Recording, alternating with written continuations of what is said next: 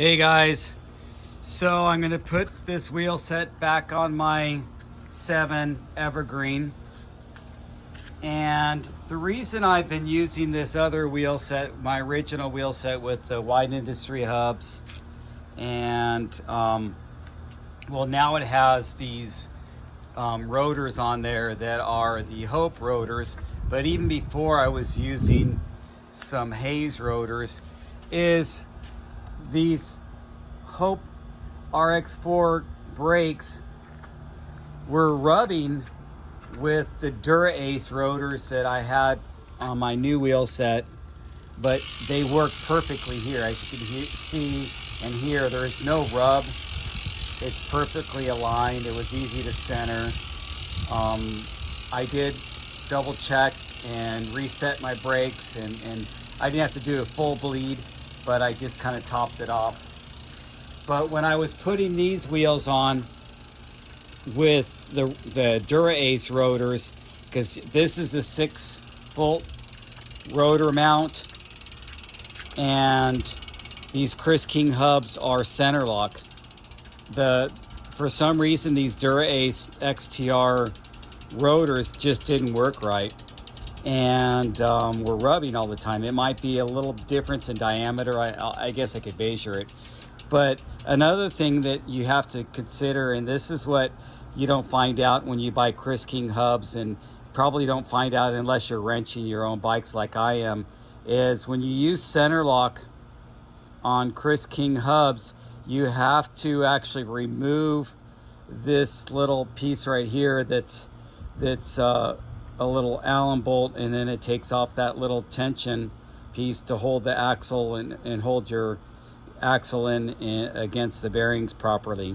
You have to remove that, which I don't really like that design. If I had known about that design before I bought the Chris King hubs, I would have just gone with another set of wide industry hubs, or I don't know, Industry 9 or something like that. But that's what Chris King, I mean, they're a huge company. They got a great rep. People are going to buy the Chris King stuff and not really think about the details like that, because I mean, probably 50% of the people that buy Chris King are not wrenching their own bikes. I don't know what the percentage. I'm just spitballing. But anyway, so now I've replaced the rotor on the front hub. The front hub could use a regular lock ring, and it doesn't require any removal of that little piece that holds the axle in there. But the rear one does. So I don't know. Go figure. To me, the tension on your bearings is something you don't want to mess with. You want to set it and forget it. You want to have it perfect, and so your wheels roll perfectly. So anyway, I'm going to switch the rotor. I got my new Hope rotor there. I have to take that off, and I had to get another tool. And this is another wrench. It's like a bottom bracket wrench to take off that lock ring.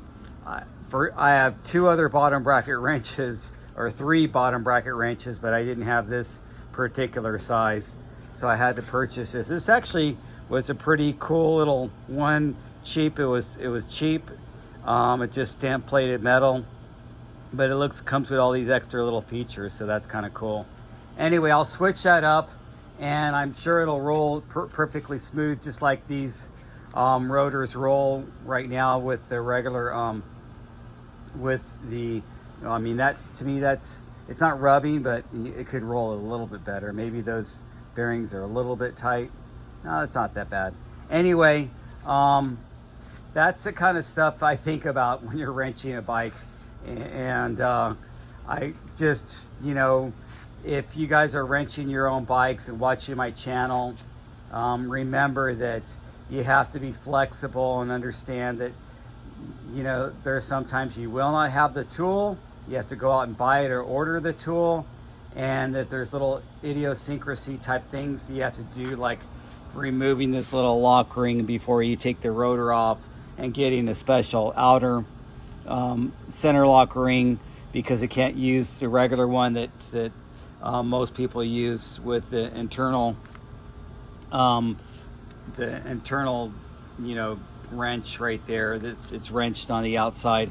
Anyway, thanks for watching, guys.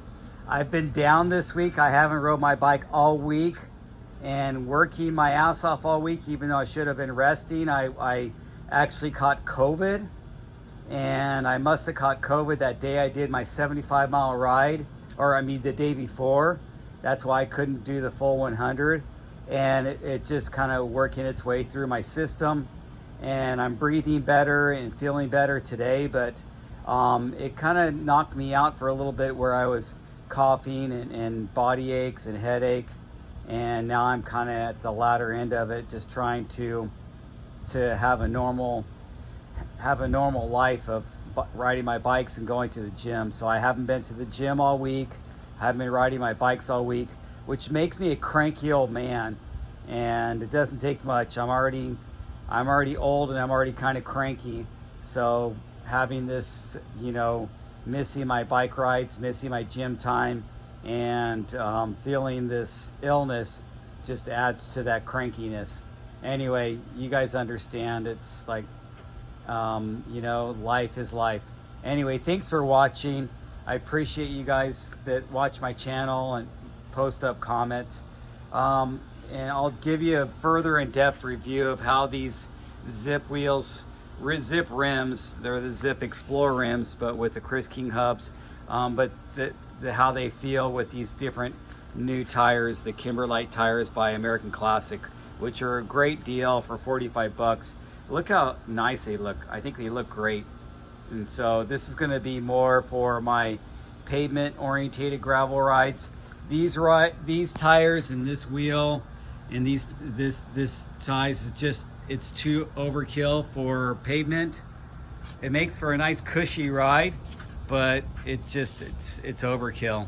So I'm gonna go back to these tires to make those miles just that much easier. Talk to you guys later.